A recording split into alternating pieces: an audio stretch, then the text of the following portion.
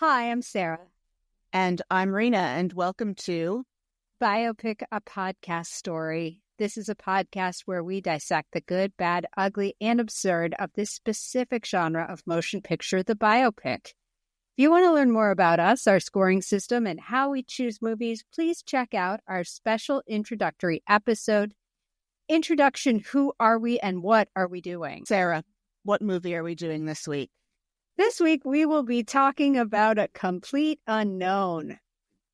Rena, can you give us the trigger warning? Trigger warning. This movie contains depictions of people, mostly men, being insufferable, poor hygiene, and drinking and smoking. And Rena, can you give us the spoiler warning? Spoiler warning. We are going to spoil everything, including possibly the major plot points in works of narrative art having absolutely nothing to do with this particular movie. Consider yourself warned. Some of the sources we used in this episode include the History of Rock Music in 500 Songs episodes on Bob Dylan, Tivoli 4th Street, The Life and Times of Joan Baez, Bob Dylan, Mimi Baez Fariña, and Richard Fariña by David Hodgdu, and then some articles from Rolling Stone, and also, Rena, you want to mention where you work? Yes, I worked for Billboard magazine for 6 years. At any rate, that is partially my source. So, Sara, can you please tell us a little bit about Bob Dylan? From our friends at the Wikipedia, Bob Dylan, born Robert Allen Zimmerman, May 24th, 1941, is an American singer-songwriter. Considered one of the greatest songwriters of all time, Dylan has been a major figure in popular culture over his 60-year career, and with an estimated figure of more than 125 million records sold worldwide, he is one of the best-selling musicians of all time. Bob Dylan, in addition to the 125 million albums sold, is the first case of a popular songwriter winning the Nobel Prize for Literature, which I heartily agreed with because it very rarely goes to anyone who is genuinely relevant to most audiences. The movie captures that he's kind of an insufferable human being. I give it props for not trying to make him likable, but I do love his music. I've listened to Highway 61 revisited probably 300 or 400 times in my life. I appreciate how I think that you can write popular music about things other than me and my baby goes to him, and that you can make it rock out goes to him. I would never want to meet him. He comes by his prickly brilliance that makes you never want to meet him, honestly. Yeah, I guess we could call it that. This is a really well-executed film about an insufferable twat. He is. I know exactly what's going on here. This is a Jewish kid from a suburb where being a Jewish kid from a suburb is like the uncoolest thing you want to be. So you either co-opt a culture that seems cooler than yours, or you want to disappear into the monoculture. Oh, I see straight through you, Robert Zimmerman. No, you don't. You don't understand him. Don't you dare even pretend to understand him. He cannot be understood. Do you understand? Sara, can you please tell us about the film A Complete Unknown?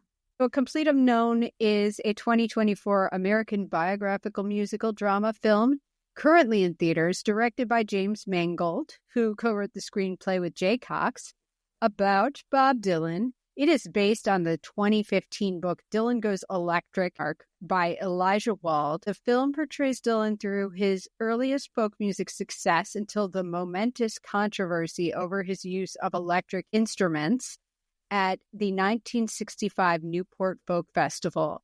And oh boy, is it a big deal in this movie. Timothee Chalamet, who also produces, stars as Dylan. Also in the movie is Edward Norton, Elle Fanning, Monica Barbaro, Boyd Holbrook, Dan Fogler, Norbert Leo Botts, and Scoot McNairy. And the film's title is derived from the chorus of a little-known Bob Dylan song from 1965 called Like a Rolling Stone.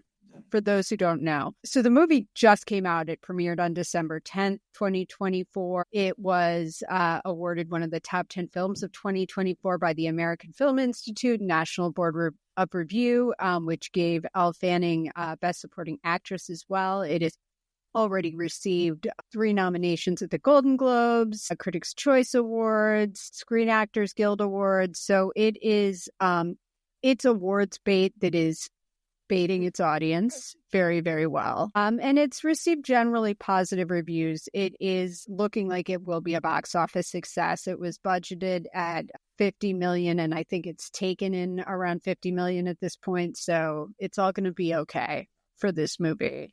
50 million. I don't know. I think this is that counting the ad budget. Yeah, that's the whole shebang. I'm sure that the music rights weren't cheap, because our man pretends to be a journeyman, but he likes cash. Bob Dylan has been divorced twice. There's stories that there's at least one other wife out there. Bob Dylan has 6 children, at least. So I would surmise that Bob Dylan has a lot of alimony. Yeah. I want to upfront that I'm going to poke some fun at this movie. I want to try and thread the needle of the fun that I am going to poke, because I want to say that this movie is a well-assembled, well-directed. There's not a lot of fault to be found in the direction or the style or the editing. James Mangold is in that Alan Parker school of director who can make a really solid motion picture that doesn't necessarily have personal hallmarks, except for how much he loves this generation, because this is the second time he's put Johnny Cash in a movie. Timothee Chalamet is a very talented young man. We're going to get the pleasure of seeing him grow as an actor throughout his life, because he seems to be on that kind of trajectory where he's going to be sticking around for a while. He gives it's not a vanity-driven performance, which it absolutely could have been given where he is as an actor and as a celebrity. Everyone is very good in this. The only person I like in this is Pete Seeger, who is looks and feels like America's 11th grade English teacher.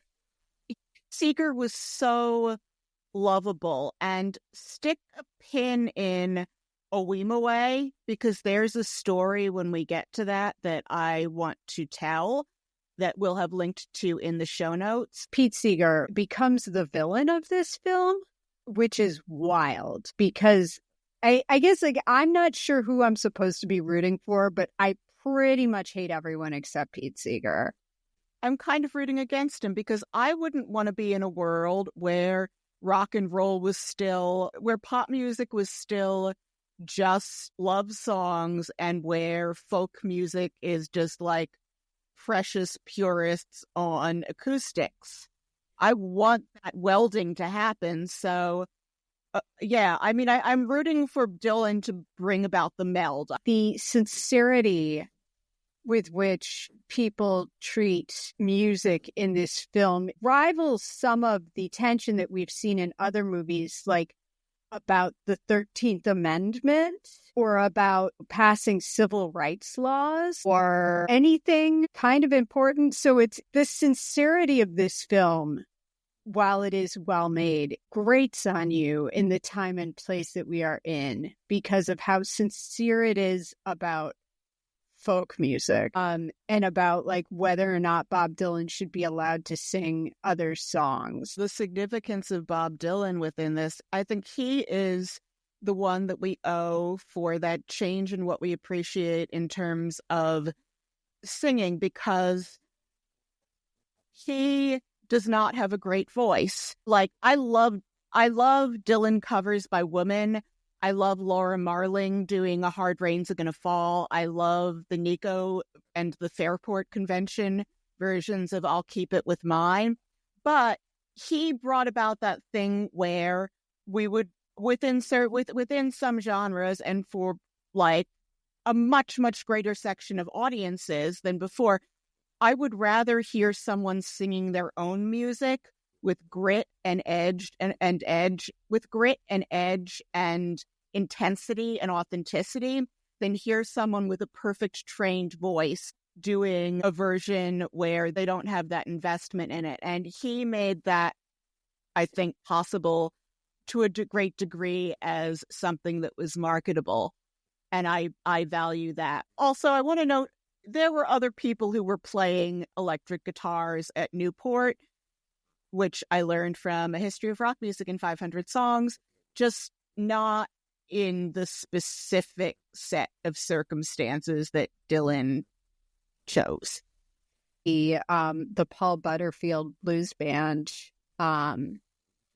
is thrown out there and played, and they're amazing. So I guess let's talk about the movie a little bit, because I wanted to just kind of open on a note of, art is about finding the truth and about looking into the dark places for it.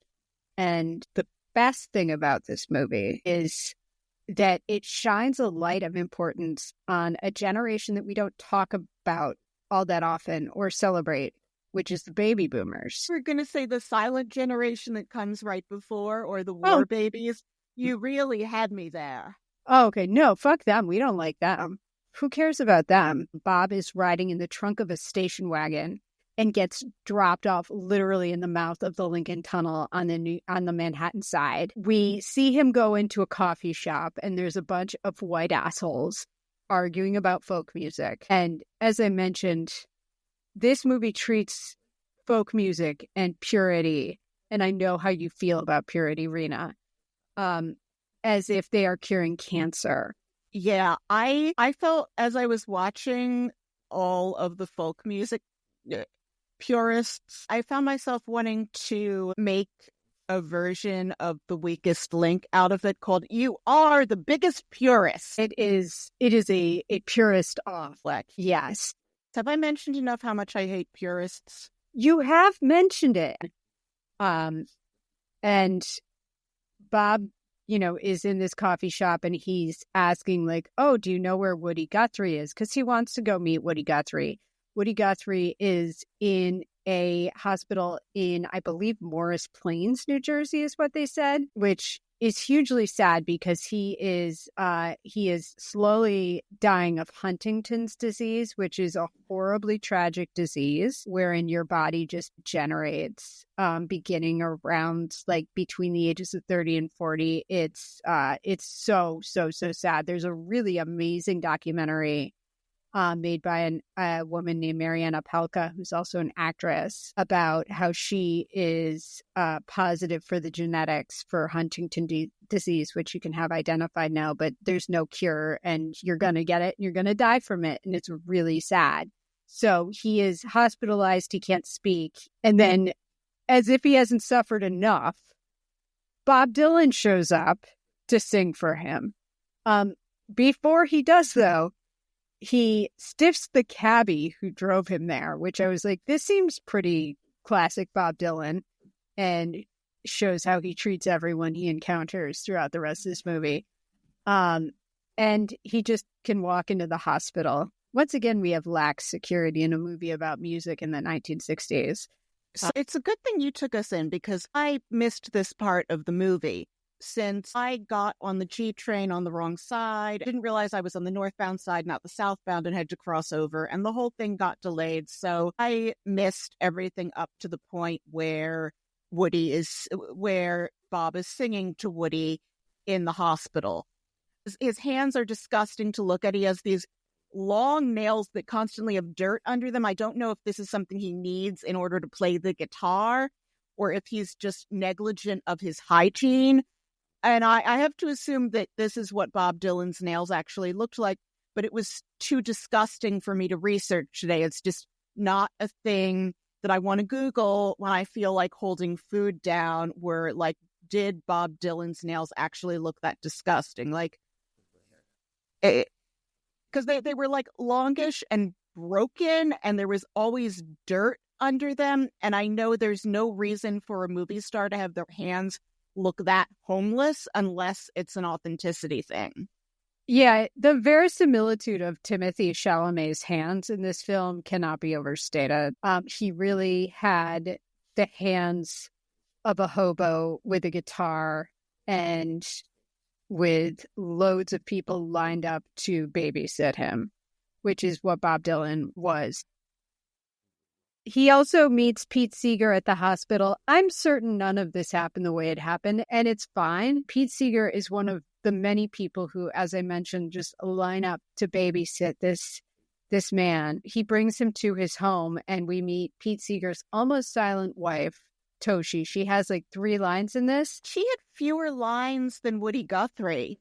Quite possibly, yes. And she, if you want a wild ride, go visit her Wikipedia page. We will link to it in the show notes. She has a story, and boy, was she a good partner to Pete Seeger, and just had a really interesting life. Also, I believe the Seegers are a big reason why Beacon is now totally unaffordable.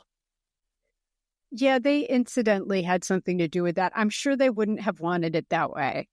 You don't need to worry about her in this movie. This is a men-only affair plus a couple of cool girls. As they get to the house, we find out also Pete Seeger mentions that they have a composting toilet, which reminded me of my favorite thing that I've ever seen on an episode of House Hunters ever, which is a guy fighting with his wife about how one of the houses they were looking at would be their only chance to get a house with a composting toilet, which is, for the uninitiated, essentially a human litter box.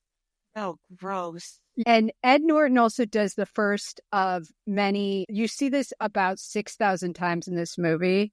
And I don't know if I can describe it on this inherently audio medium. And I want to show you it in a walk, but it's basically someone sees Bob Dylan turned away from them playing the guitar and singing, walks into the room about 3 steps, stops, and makes his face like, shit, what a genius. Yeah, but he is a genius. You get that move about once every 5 minutes in this movie, is someone walking in and being like, oh my God. Another, in terms of like, I guess the purest attitude at the time in terms of protest songs was that it's not one of art for art's sake, but that it's more important for it to be about the cause.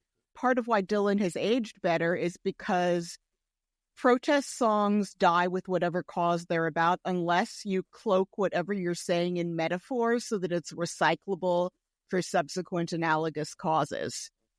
This is part of why Dylan's work holds up, and lots of other stuff from that era is now quaint. He starts taking him around and brings him to like one of the many cafes in the village, and Joan Baez is on and is singing, and we have a mention of John Hammond of Columbia. Welcome back to the show, John Hammond. You are our first character three-peater. John Hammond was also a character in Bessie and in Respect, not to be confused with John Hammond, the guy who tries to recreate dinosaurs in Jurassic Park. More interesting movie, however, if it were. Yeah, if there were actual dinosaurs in this movie. I'm trying to imagine Bob Dylan being an asshole to the T-Rex. Like, what would Bob Dylan say to a T-Rex if he sees a T-Rex walking up to him? You're just a poser, man. You can't even play the guitar with those short arms. Just a guess. Right. Then he would like turn his back to it and the T-Rex would eat him. Timothee Chalamet, his portrayal of Bob Dylan reminds me of the character he played in Lady Bird, who was also similarly insufferable, where he was playing this rich kid walking around with a copy of Howard Zinn. Pete has Bob go up on stage and he starts performing, and Joan does that thing to the steps and then the what a genius, and her panties hit the floor. Well, to be fair, it is young Bob Dylan playing early Bob Dylan that you haven't heard before in a tiny cafe. Everyone is so earnest in this. Bob gets a record deal, but he's forced to record other people's music. It's the greatest tragedy that's ever been that he is being forced to record other people's music. Especially for anyone who has to listen to him playing other people's music. And he meets Elle Fanning at a recording for, they do like folk music archiving. And she is a stand-in for Susie Rotolo. Yes, I don't know why they needed to change the name, because Susie Rotolo wrote a memoir, which is not something that someone who cares about this stuff does. I couldn't find anything in relation to objections from the Rotolo family. It was apparently Dylan's thing that he changed her name on account of her not being famous, but people already know that she's the girl on the album cover. It just doesn't make any sense to me to come up with this character called Sylvie Russo, except as that what you see happening in the character's storyline includes stuff that did not happen to Susie Rotolo. It could be as simple as that. Welcome back to the show, Elle Fanning. We just saw you last week on Trumbo. You are now in the Two-Time Club. She's delightful. She's got a wonderful, like, natural quality. She's enjoyable to watch. And also, Sylvie Russo / Susie Rotolo is yet another character in this movie who I'm like, why can't I spend more time with you? You seem interesting. She seems like a really amazing person going to school. She's a painter. She's organizing freedom rides. He is just this blank slate garbage boy who refuses to even say where he came from because it's a construct. And I'm like, look at all these interesting people who you are just like taking things from and giving them nothing in return. And she's another one of them. But they start to like each other and get involved. We're really starting to see the dimensions of dickishness that he has, because he's like making up stories about where he's from. And he's like, where I'm from isn't who I am. There are several points in this where I'm like, did we just witness the invention of negging? Although it's always been with us. And just for those of our listeners over 60, can you explain again what negging is? I don't think they'll remember the last time we explained negging, which is spelled Negging, not nagging, negging. Negging is when you insult a girl in order to bring her down to a level where she will then be grateful for your attention. We hate it here. We do. And I hate negging, and yet it works. Shit works. Oh. And boy, does he get all sorts of people on his... and he does negging, like, to every single person in his life, and they all just want to come closer to him. It's not necessarily a misogyny thing with him. He is an equal opportunity neggist. Yes. Just the utter contempt he has for the people who love his work. Also, he has this quality throughout this, like, this is all just being forced on him. Like, he is unable to escape. Like, he's just so burdened by being such a genius, and it's just so hard for him. And it's pretty insufferable. Dylan negged America. Like, he negged the world. That is why we keep reacting to him this way, because he's telling the world, I'm going to insult you and drop you to a level where you're looking up at me. Are we, as a society, in a multi-decade-long emotionally abusive relationship with Bob Dylan? You know, I do love a simple twist of fate, so I'm going to take it. Sylvie is about to go to Paris to go to art school for 12 weeks while she's in Paris. Susie Rotolo was going to Perugia for 6 months. But go on. The Cuban Missile Crisis starts up. He goes and he performs Masters of War, which is a dope song. Joan hears him, does the 3-step walk, genius, and then they start banging. The morning after, they find out the world hasn't ended because of the Cuban Missile Crisis. He gets his guitar out. She goes to make coffee. She does the 3-step walk thing again as he's singing. And then he says some really cool stuff about her work, like describes her lyrics as sounding like oil paintings at a dentist's office. Nice guy. I should mention here, too, that Joan Baez is played by an actress named Monica Barbero. She's really, really wonderful in this, although I was distracted a little bit by her because she looks a lot like whichever Kardashian Timothee Chalamet is in a relationship with, Kylie or Katie or Kimmy, or whichever one of them is. She looks so much like the one that he is dating that I was a little distracted by that, but she's quite wonderful and her singing voice is so beautiful. She's great in this. She's curvier than Joan Baez and has much nicer teeth than Joan Baez. And once again, it's the movie phenomena of U 2.0, where anyone who can make it in film and is going to get cast as someone is going to be a more attractive version of them. Yeah, she's very beautiful. Joan Baez is very striking and very charismatic woman as well, but like this, she's definitely more of a conventional movie pretty. So Sylvie comes back and here's Joan covering his songs on the radio. She's wise to it, kind of, but they never say. Well, also, another insight I had here was that whether via platonic romance or through actual sex, the young Bob Dylan sleeps his way to the top in here. Yeah. Yeah, with the exception of Woody, and we don't see him not sleep in the hospital. He sleeps, in a way, with all of them, because he does stay at Pete's house. And now it's time for Johnny Cash to do that walk, but not before we see Bob Dylan hanging out in a Breton top. Did you catch that? Even you, Bob Dylan, cannot wear a shirt like do not wear a boat neck shirt.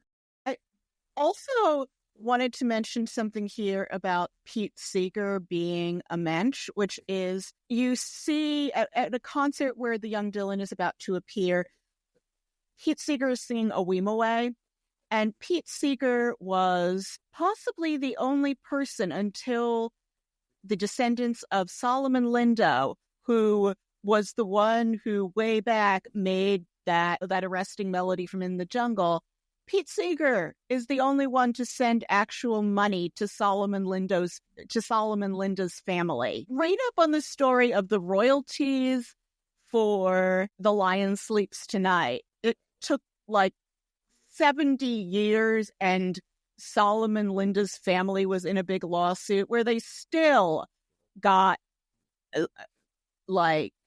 swindled again and again and again.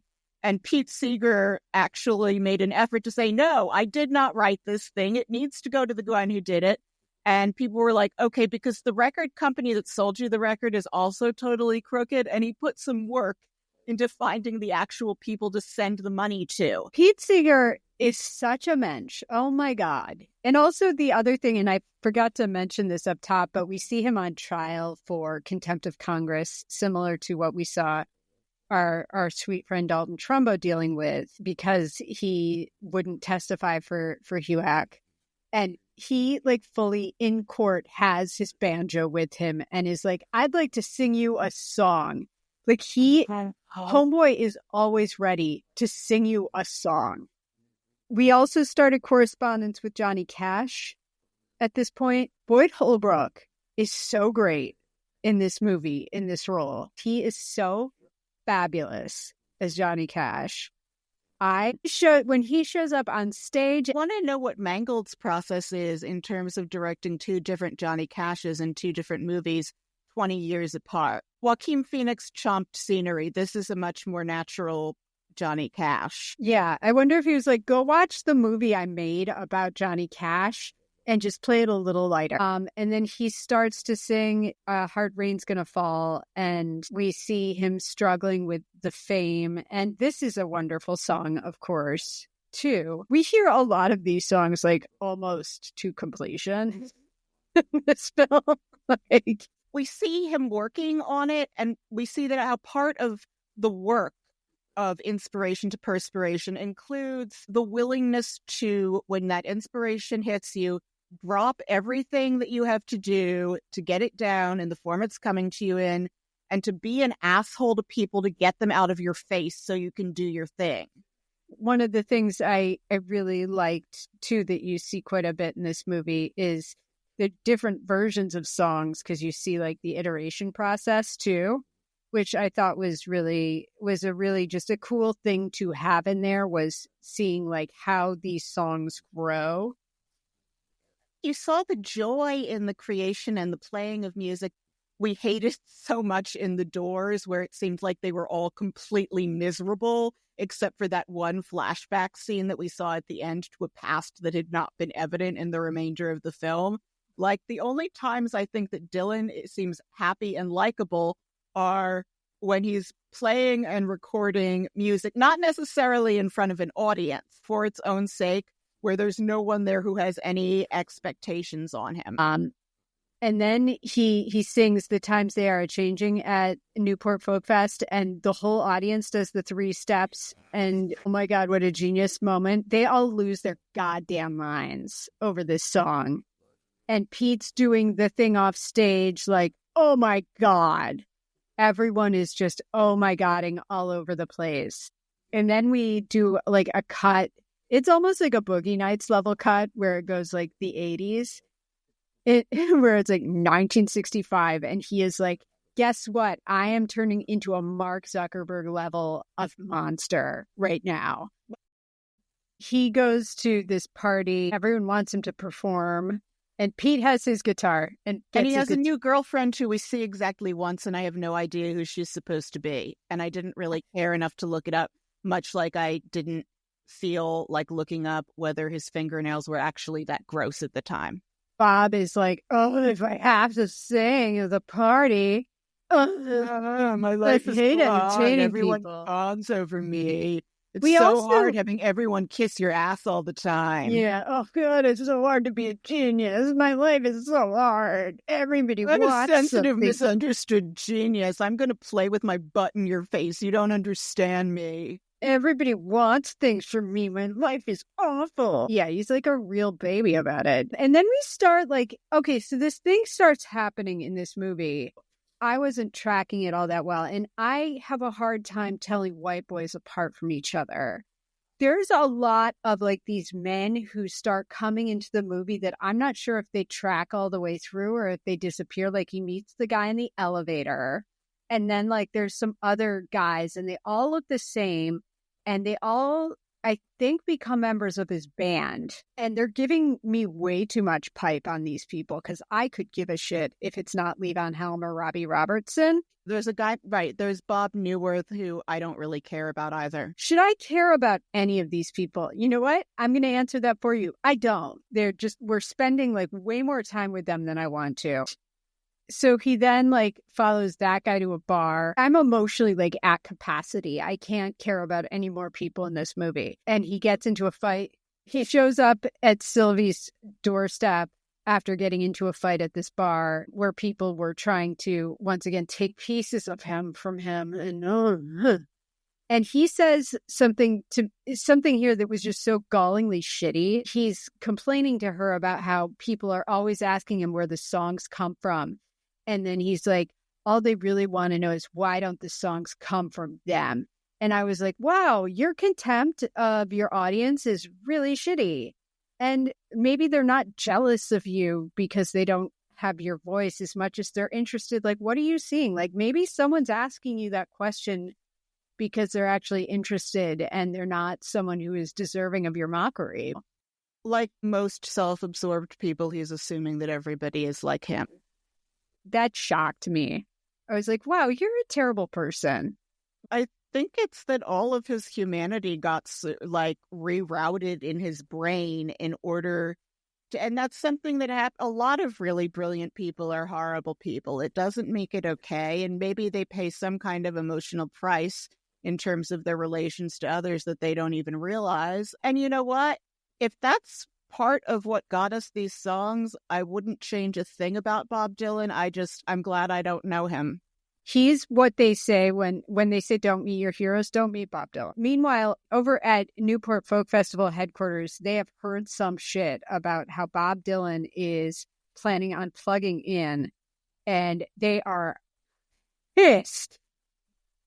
The last third of this movie is the will he or won't he go electric at Newport. And as I said, no, they're not passing the 13th Amendment, but you'd be forgiven if you mistook that walking into this movie. You're like, surely they're talking about something very important right now that will affect everyone in the free world. And they're like, is Bob Dylan going to play an electric guitar at Newport? Hold on to your pants. Well, in some ways, it does affect everyone in the free world in that out of this, we get more meaningful popular music in an artistic way. This is where that flowering of album-oriented rock that lasted for 40 or 50 years comes from. So on an artistic level and in terms of how art infiltrates people, it does matter, perhaps not so much as ending slavery. I think part of why I became more charitable to this movie as we were watching it was because standing in for Newport, Rhode Island is my childhood summertime beach town of Cape May, New Jersey. If you've never been there, Cape May is this beautiful little town at the southern tip of New Jersey where it is full of Victorian gingerbread houses, and the motel that they're at there's a big yellow building with white columns in front called Congress Hall. That's a hotel. Across from it, there's a motel, and these are places that my father and I would walk by every morning on our walk to buy the newspaper at Della's General Store. My nostalgia, just my thrill at seeing Cape May standing in for Newport, Rhode Island, made me so happy that I think it made me like the final third of the film more than you did, because Cape May was not where you went in the summer. We didn't make it down that far. We made it only to Stone Harbor. I did enjoy it. I just couldn't help but make fun of the self-seriousness of like this, will they or won't they? I don't know. Is he going to play the guitar and everyone losing their minds over it? Norbert Leo Butz is going to have a conniption fit. And he's like, Pete, go talk to him. You need to go talk to your boy and find out if he is going to plug in that guitar, because so help me God, if he plugs in that guitar, the world is going to end. He runs into Pete somewhere and he's like rolling his eyes at him. And I'm like, you don't do this to Pete Seeger. He's a nice man. And he got you here and you're just being a total dick to him. And he shows up on Pete Seeger's public access TV show, which did not happen. So Sylvie decides to go with him to Newport. She sees him performing with Joan and she does the 3 steps, but it's the 3 steps of horror, where she sees something in the way that they are singing together where she realizes that it's time for her to go. And she gives this monologue about spinning plates that felt very first draft. I know you laughed at it. I laugh like a 300-pound man and I cackle. And that is what I did when she made this speech about spinning plates. I was the only person who did this in the theater. The speech just felt so cliched to me that I don't understand how you could hear her make this speech and not laugh. I get where you're going, but this feels like maybe it could have been polished, which is why I think that conversation probably at some point actually happened, because it was so like, wait, what? Then Pete shows up the next day and adds, and he's like, hold my beer, Sylvie's crazy speech, and gives this allegory about sand in a seesaw that I was astonished by, because first it reminded me very much of something I would say, because it was quite stupid and convoluted. Maybe you should repair the frickin' seesaw, and the reason you can't get the thing to balance is because your music is too damn precious. And the world isn't going to end if he plugs in, it's going to start. Well, it was a very labor-intensive metaphor. It was labor-intensive and not particularly meaningful, evocative, or trenchant for what he was building it up to. Yeah, and I feel so bad for being mean to America's sweetest 11th grade teacher.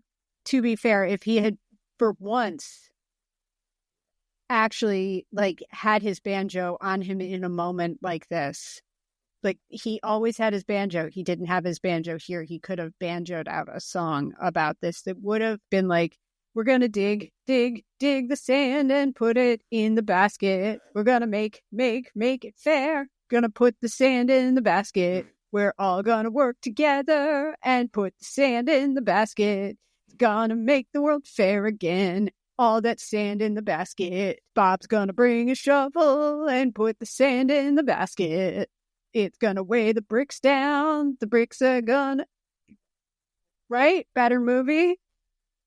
I don't know. Oh, not possible. The song that he's hypothetically singing would be one written by Pete Seeger and improvised to by Bob Dylan. So it would have been, yeah, again, I believe better is the fair adjective. That was the story of the sand in the basket versus your song. You didn't. That was the story of the sand in the basket. The basket the authorities claim to claim. Am I going to plug in at Newport? I don't know. I'm sorry. I'm upsetting you again. My theatrics are not great. My Sand in the Basket and the song... Basket, our Grammy submission for 2026. Yeah, honestly, though, like if he had just started singing a song about the sand in the basket allegory, you know, it would have made more sense. He could have been like, all the people are standing around and watching us put the sand in the basket. Then someone else gets a spoon. Then someone else gets another spoon. It is a labored metaphor. I can't blame Dylan for not being too impressed with this metaphor. I was just sort of like, are you making this up as you go along? Tell me you haven't worked on this material with other people yet, Pete, because this doesn't make a ton of sense. Whatever effect this speech is supposed to have, it makes Bob all the more committed to plugging in.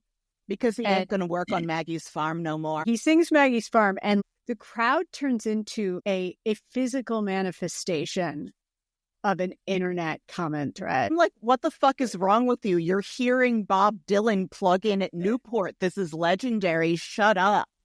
Can I go back in time and replace you in the crowd?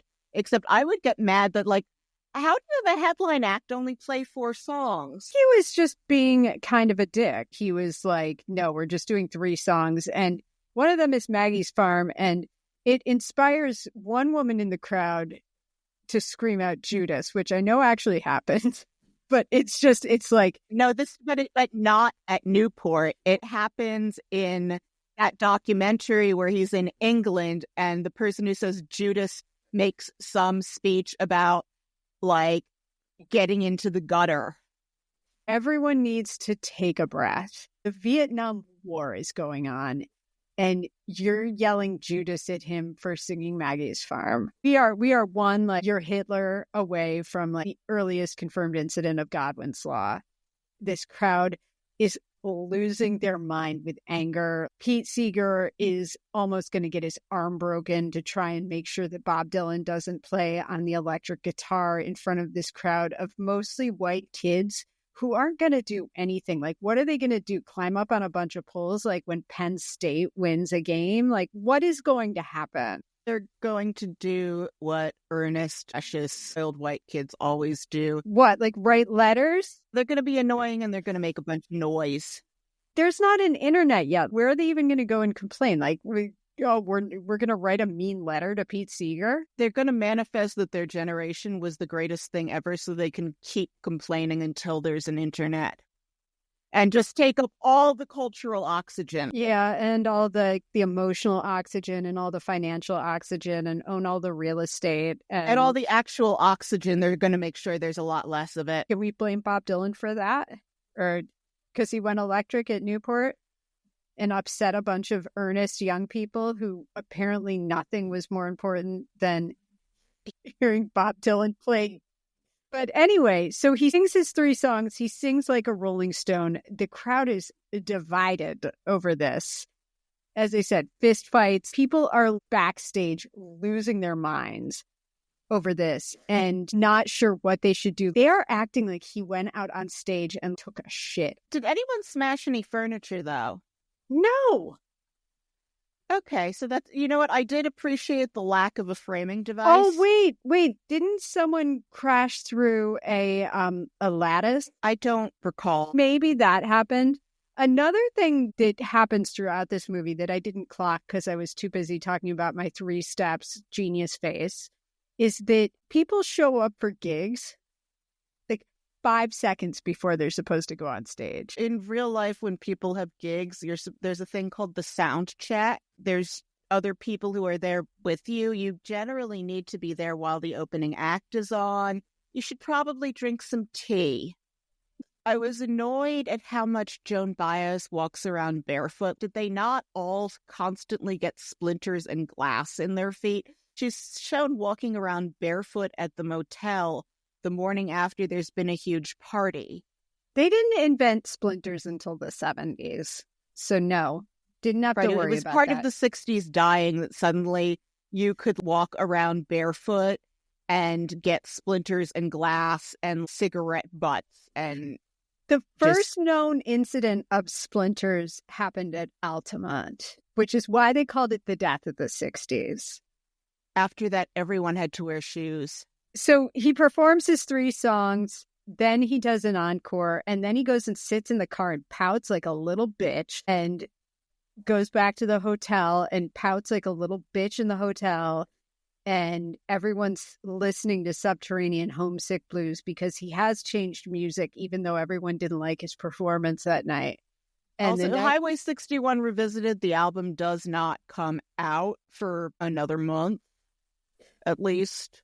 So the next morning... They must have, let's just say they have an advance copy somehow. Yeah. Now they have an advance copy, and everyone's partying, and Pete Seeger is so sad to watch people having a good time while not being super earnest and self-serious, even though anyone who made the album is no need to worry. Pete Seeger is still totally earnest and self-serious. Yeah. And the next day, he's getting on his motorcycle, and Joan's like, you win. You're bigger than all of us. Like, take the win. And you are the biggest... Wait, no. He loses. He's the first kicked off for not being the biggest purist. But it's also like... managed to kick everyone else off. At this point, you realize he took a shit all over everyone who got him where he is now. Cool. Yeah, he slept his way to the top. Great guy. And disgusting nails and all.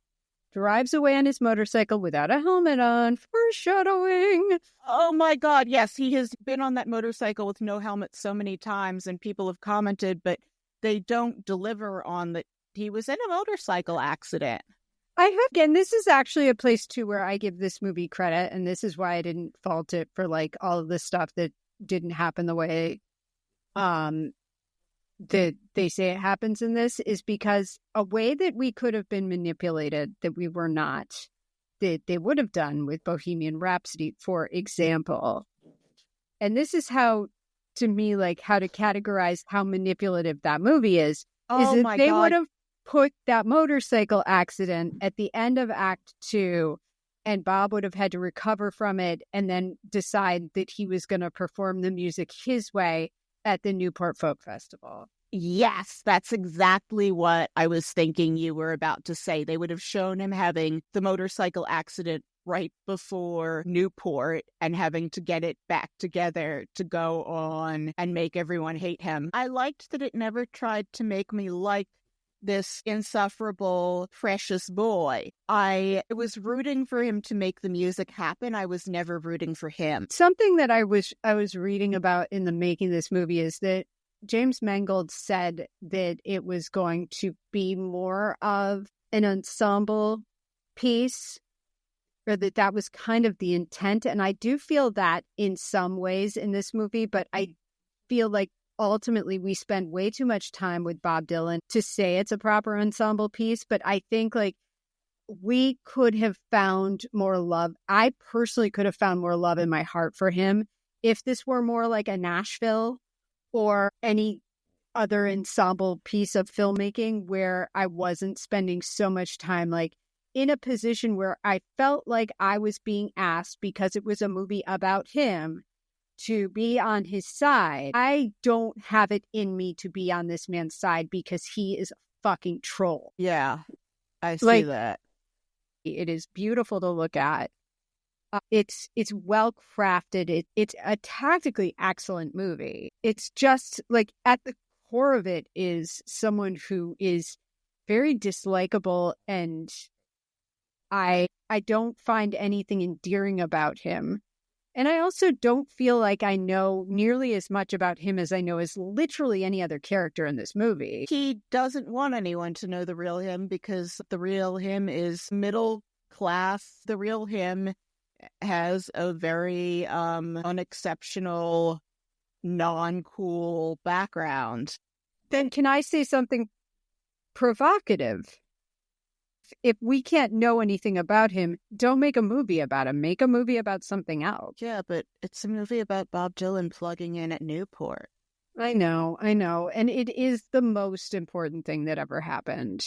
If this movie is to be believed, like the number of middle-aged folk music lovers organizing this festival that we see driven to like the cliffs of insanity over him plugging in his damn guitar. But there were other artists there that weekend playing electric guitars. I'm sorry. It's so funny how much like these people lose their goddamn minds over him plugging in his guitar. Oh my God, Pete Seeger is going to try and pull the plug, and Toshi stops him with this look like, no, you will not unplug his amp. It's just like what would have been the icing on the cake, but it did not happen. But what I would have loved is if he ended his set by looking at the audience and was just like, your kids are going to love it. Like in Back to the Future. Mm-hmm. Which is probably like, if I were that actor and I had that backstory, I'd be like, the reason she is just like, cut the shit, Pete, with the amp is because she was at Selma. And there are more important things. Yeah, like she just like, Pete, this isn't important. I saw people getting their heads bashed in by the cops in Alabama because the civil rights movement is happening. But anyway, ultimately, like there are aspects of it that were delightful. The music is amazing. It is the most sincere portrait of a douchebag you are ever going to see. Did you have any memorable quotes, Rena? I did, in fact, have some choice dialogue that I wrote down. Yes. Some things I noted. Where have all the flowers gone? Is not Shakespeare. Your record was all other people's music. Did you teach yourself to make coffee? Sometimes when I read his letters, I think I can see his brain. When they're asking where the songs come from, they're asking why the songs don't come from them. Did you listen to the music you're telling me not to play? And finally, that thing he says to Joan, that her songs sound like oil paintings in a dentist's office. That was mean. Let's do that scoring explainer. So we rate movies on a 1 to 10 scale across 10 areas we find to be important to most films, but specifically tailored to the issues particular to biopics. If you want more details on how we score movies, please scroll down our webpage at biopicapodcaststory.podbean.com. You'll also find a record of our scores for past episodes there. And with that out of the way, let's score this thing. For outward appearances, makeup, hair, and did they look like who they were supposed to be, I gave it an 8. For acting and casting, do they capture the spirit of who they are playing? Beyond that, is the acting good? I gave it an 8. For passage of time, I gave it a 5. For costuming, I gave it a 7. For quality of the script, I gave it a 5. For accuracy, I gave it a 4. It was almost halfway true, sort of. For storytelling, was it cliched? Was it interesting? Was it inventive? I gave it a 5. For production value, I gave it a 7. For production direction decision-making, I gave it a 6. And for do we care, I gave it a 3. I didn't care about any of the people. I cared about whether he plugged in because I wanted all the music that comes from that. But I knew it was going to happen. Okay. Outward appearances, makeup and hair, I gave it a 9. Acting and casting, I gave it a 9. Passage of time, I gave it a 7. Costuming, 9. Quality of the script, 6. Accuracy, 4. Storytelling, 5. Production value, 8. Production, direction, decision-making, 7. Do we care? 4. So I will add up mine. 6.8. 5.8. Let me average that, even though this is a foregone conclusion. A complete unknown. Your combined score is 6.3. You are mediocre, and you did not earn a second opinion. You're just fine.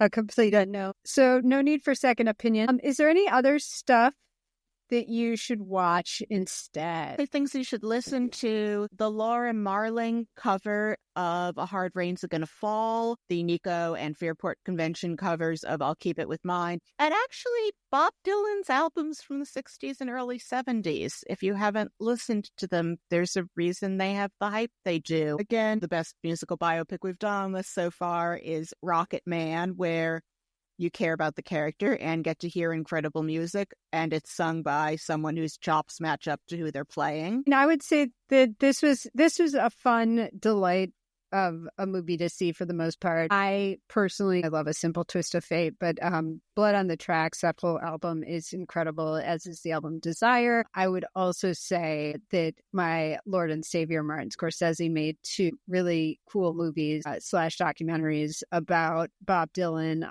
Rolling Thunder Review and No Direction Home. Also, Kesha's cover of It Ain't Me, Babe, that she sang at the Grammys, is one of the greatest covers of a song in the history of ever. It's so lovely. So find that on YouTube. We can link to that in the show notes. Thought of one more thing. If you want to feel better about yourself, there is a 20-minute long video of Bob Dylan and John Lennon taking a limo ride in which they seem, I could not make it through half of this thing.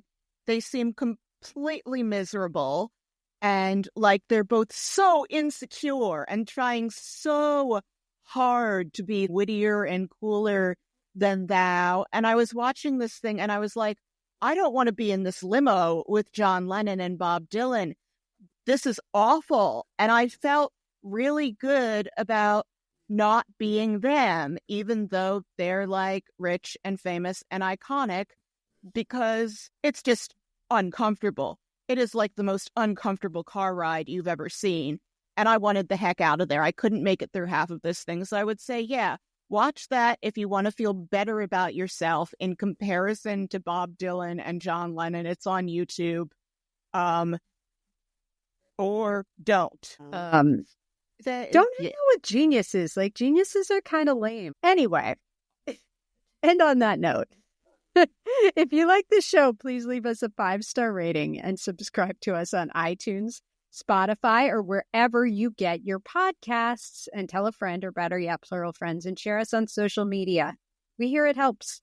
You can follow us on Threads, Blue Sky, and Instagram, where we have visual aids from our episodes. Our Instagram handle is @BioPicAPodcastStory, so do check us out there, and we'll link to that in the show notes as well. Please also check out our webpage at biopicapodcaststory.podbean.com to see our official episode ratings for all of the movies that we've done so far. And if you'd like to get in touch, you can email us at biopiclistenermailbag@gmail.com. Tune in next week when we'll be talking about Harriet the First in our Black History Month series. Starring straight-up star Cynthia Erivo. I wonder, though, if the Underground Railroad is as important as the time that Bob Dylan played a guitar at the Newport Folk Festival. No. Anyway, signing off. Have a great night. Good night to the earnest and the cynical. We will see you next week.